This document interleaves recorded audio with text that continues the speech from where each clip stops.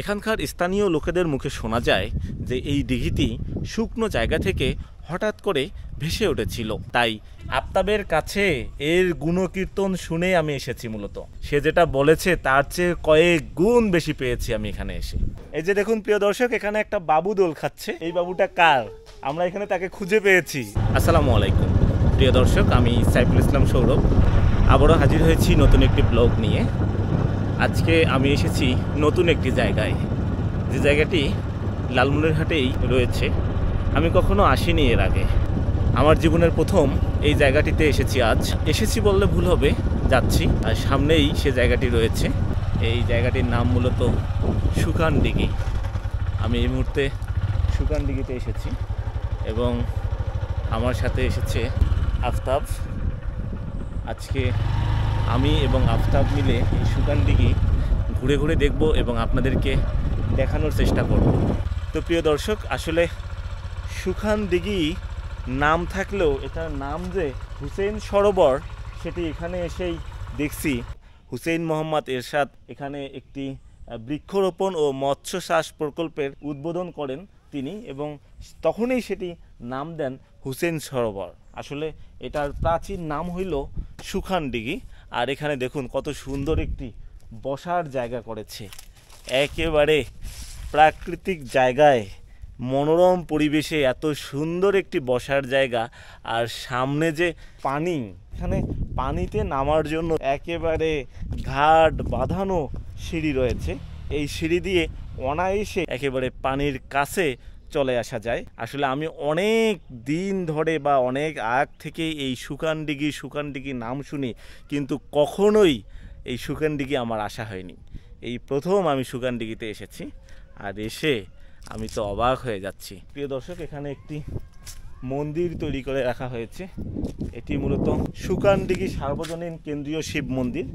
এটির ভিত্তিপ্রস্তর স্থাপন করেন জনাব অ্যাডভোকেট মতিয়ার রহমান, যিনি আমাদের বর্তমানের মাননীয় সংসদ সদস্য। আমার পক্ষে হেঁটে হেঁটে এই শুকান দিঘি ঘুরে দেখা সম্ভব না, এত বড় একটি দিঘি। তাই আমি মোটরসাইকেলের পিছনে বসেছি। কত সুন্দর বসার জায়গা করেছে এখানে, একেবারে পার্কের মতো, ন্যাচারাল পার্ক। কোনো ধরনের ফি নাই এটাতে প্রবেশ করার। দেখুন কত সুন্দর একটি বট গাছকে চতুর্পাশে বাধাই করা হয়েছে এখানে বসার জন্য, যাতে দর্শনার্থীরা এখানে এসে মনোরম পরিবেশে বসে এর সৌন্দর্য এবং প্রাকৃতিক পরিবেশ উপভোগ করতে পারেন। এই যে দেখুন, যে স্থানীয় পর্যটন বিকাশের লক্ষ্যে শুকান দিঘিতে নির্মিত পর্যটন বান্ধব বিভিন্ন স্থাপনার শুভ উদ্বোধন করেন জনাব মোহাম্মদ সাবিরুল ইসলাম। অর্থাৎ এটাকে যে একটি পর্যটন শিল্পের আওতায় নিয়ে আসা হয়েছে আমি আসলে জানতাম না। এখানে এসে অনেক কিছু দেখছি। এটার পরিকল্পনায় জনাব মোহাম্মদ আবু জাফর, আমাদের মাননীয় জেলা প্রশাসক লালমনিরহাট। এই যে দেখুন, এখানেও সুন্দর বসার জায়গা রয়েছে। আর এখানে যদি কখনো বৃষ্টি আসে, পর্যটক বা দর্শনার্থী যাতে খুব সহজেই একটা ভালো জায়গায় আশ্রয় নিতে পারে, সেজন্য এখানে বসার জায়গা স্থাপন করেছেন। এই যে দেখুন প্রিয় দর্শক, এখানে শুধু যে দর্শনার্থীর বসার জায়গাই করেছে তা কিন্তু না।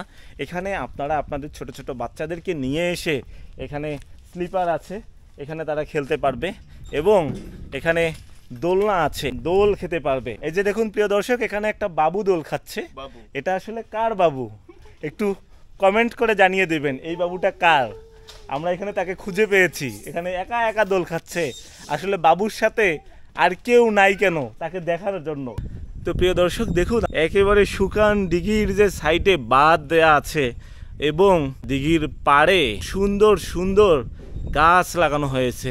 এখানে যদি আপনি প্রচণ্ড রোদেও আসেন তারপরেও আপনাদের খারাপ লাগবে না, কারণ যথেষ্ট পরিমাণে গাছ রয়েছে এই শুকান দিঘির পাড়ে। তো প্রিয় দর্শক, আপনারা এখানে আসবেন, এই শুকান দিঘিতে আসবেন, এসে সুন্দর করে একটি বসার জায়গা রয়েছে। একটি না, অনেকগুলো বসার জায়গা রয়েছে। এই বসার জায়গায় আপনারা পা এভাবে দোলাবেন আর এই শুকান দিঘির সৌন্দর্য উপভোগ করবেন। আহা, কি বিশাল এক দিঘি, দেখে একেবারে মন জুড়িয়ে যায়। সেই সাথে আপনারা এখানে একা আসবেন না, সাথে আপনাদের সঙ্গিনীকেও নিয়ে আসবেন। একা আসলে আসলে ভালো লাগবে না। আমি হয়তো বা এসেছি একা আসিনি, আমি আফতাবকে নিয়ে এসেছি আপনাদেরকে দেখানোর জন্য আমি আসলে এর আগে কখনো আসিনি। আফতাবের কাছে এর গুণকীর্তন শুনে আমি এসেছি মূলত। আগে থেকে জানতাম হয়তো বা একটা দিঘি, এত কিছু আমি জানতাম না, ছোট্ট একটা দিঘি হতে পারে।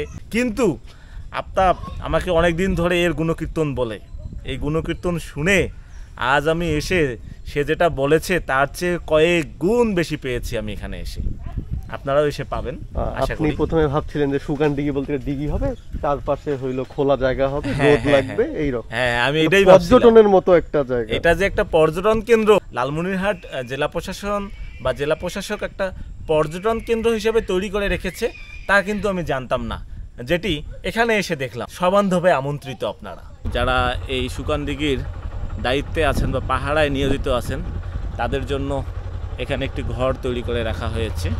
সেই সাথে দর্শনার্থীরা যাতে নির্বিঘ্নে চলাচল করতে পারেন, কোনো ধরনের অসুবিধা না হয়, দিঘির চতুর্পাশে যেতে পারেন, সে কারণেই এখানে সুন্দর একটি রাস্তা করে দেয়া আছে। এই যে একটু পর পরে এরকম দোলনা করে দেয়া হয়েছে। আর এক পাশে সুকান দিঘি, আরেক পাশে সুকান দিঘির যে মাঠ আছে, যেখানে মানুষজন চাষাবাদ করেন। এখন বর্ষাকাল, বর্ষার মৌসুম, এই মৌসুমে সাধারণত এখানে পানি থাকে। আর যখন শুষ্ক মৌসুম হয় বা শুষ্ক মৌসুম থাকে, তখন এখানে ধানের চাষাবাদ হয়। এত বড় বিশাল একটি দিঘি, এই দিঘি পায়ে হেঁটে অতিক্রম করা আসলেই কষ্টসাধ্য ব্যাপার। আমি হয়তোবা মোটর সাইকেলে যাচ্ছি, সেজন্য কষ্ট হচ্ছে না, আপনাদেরকে দেখানোর চেষ্টা করছি। আসলে এত সুন্দর একটি জায়গা থেকে কিছুতেই যেতে ইচ্ছে করছে না। জাম গাছ প্রচুর আছে এখানে।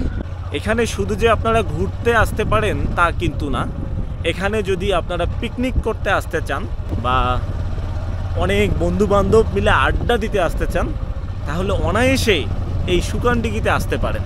এটা আড্ডা দেওয়ার জন্য, পিকনিক করার জন্য, গেট টুগেদার করার জন্য, পরিবার পরিজন নিয়ে এবং প্রিয়জনকে নিয়ে ঘোরার মতো অনেক সুন্দর একটি জায়গা। এবং এখানকার পরিবেশ এত সুন্দর, এত মনোরম, দেখে আপনারা মুগ্ধ হয়ে যাবেন। একেবারে মনোমুগ্ধকর পরিবেশ।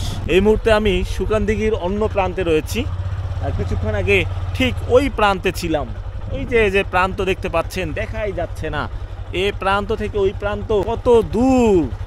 এখানকার স্থানীয় লোকেদের মুখে শোনা যায় যে এই দিঘিটি শুকনো জায়গা থেকে হঠাৎ করে ভেসে উঠেছিল বা হঠাৎ করে এই দিঘিটি হয়েছে, তাই এই দিঘির নাম হয়েছে সুকান দিঘি। প্রিয় দর্শক, আপনারা এই সুকান দিঘিতে কিভাবে আসবেন? লালমনিরহাট থেকে যদি আপনারা আসতে চান, তাহলে মহেন্দ্রনগর হয়ে কিছু দূর পার হয়েই যে কাউকে জিজ্ঞাসা করলেই দেখাই দেবে এই সুকান দিঘি কীভাবে আসা যায়।